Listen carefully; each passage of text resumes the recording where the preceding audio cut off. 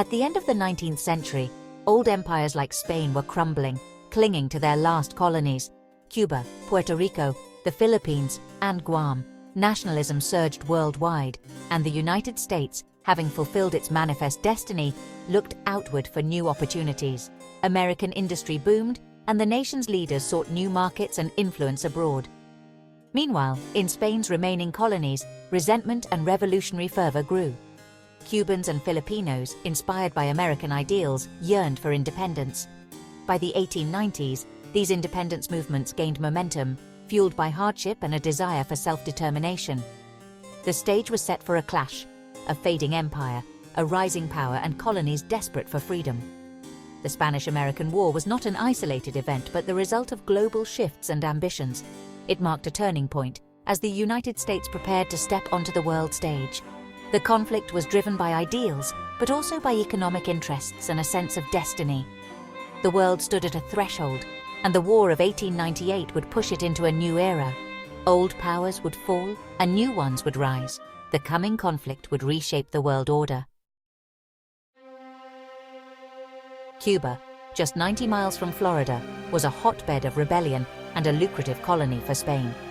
Decades of harsh rule and failed uprisings left Cubans desperate for freedom. In 1895, José Martí led a renewed fight for independence, using guerrilla tactics to cripple the Spanish economy. Spain responded with brutal force, herding civilians into camps where disease and starvation killed thousands. American newspapers, locked in a battle for readers, sensationalized Spanish atrocities, fueling outrage and sympathy for Cuba. Yellow journalism turned the Cuban crisis into a national obsession, pressuring the US government to act. Economic interests also played a role. American businesses had millions invested in Cuba, threatened by the ongoing war. Sympathy, outrage, and business concerns combined to create overwhelming pressure for intervention.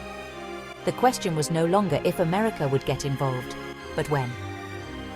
The stage was set for a dramatic escalation. The world watched as the United States edged closer to war. Cuba's struggle had become America's cause. The fuse was lit. The world braced for the next spark. In January 1898, President McKinley sent the USS Maine to Havana Harbor, a show of American resolve.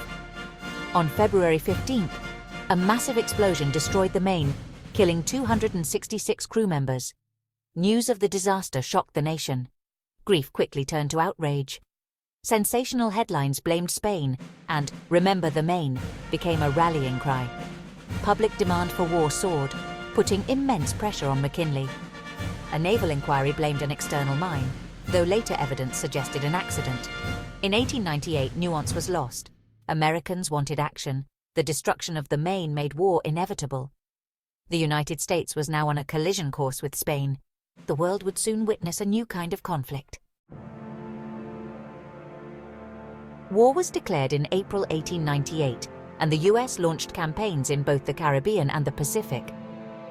Commodore Dewey's fleet destroyed the Spanish Navy in Manila Bay, signaling the end of Spanish rule in the Philippines. In Cuba, American forces, including the Rough Riders and Buffalo Soldiers, fought decisive battles near Santiago. The charge up Kettle and San Juan Hills broke Spanish defenses, with African-American soldiers playing a crucial but under-recognized role. The Spanish fleet's desperate escape attempt ended in disaster. Every ship was lost. Santiago surrendered, and Puerto Rico fell quickly to US forces. In just 4 months, Spain's empire in the Americas collapsed.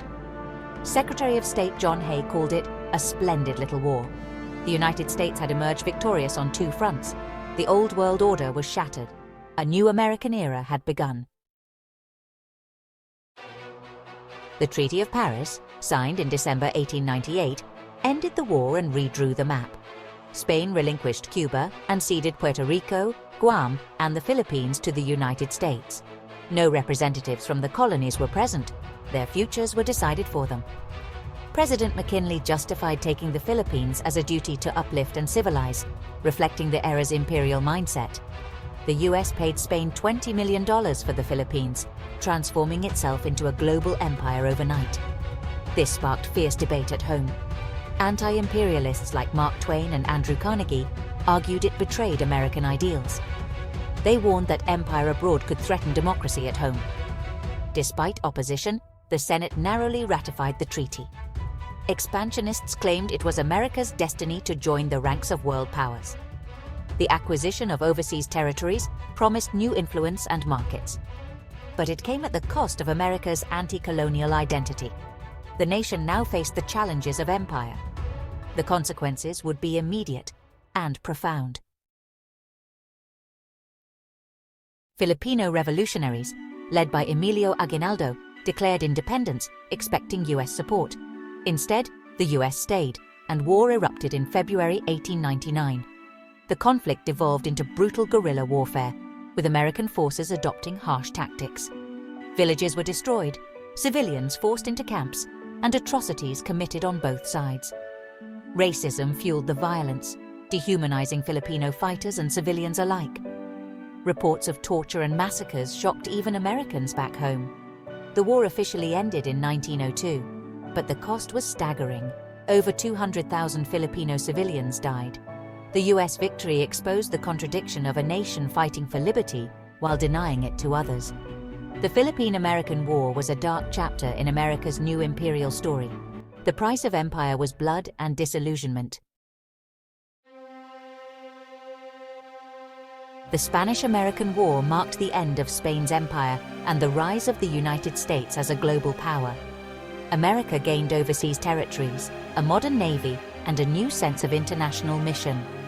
Former Spanish colonies were now tied to the U.S. Cuba's independence was limited.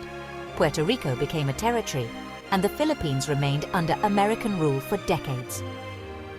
The war set a pattern of U.S. intervention and influence in Latin America and beyond. Imperialism was justified by ideas of racial superiority, masking economic and strategic motives. The anti-imperialist movement raised questions about democracy and power that echo to this day. The legacy of 1898 endures in Puerto Rico's status, Guantanamo Bay, and U.S.-Philippine relations. The war created a blueprint for American power, mixing ideals with force and self-interest. It was a short war with vast consequences. The world it shaped is still with us more than a century later.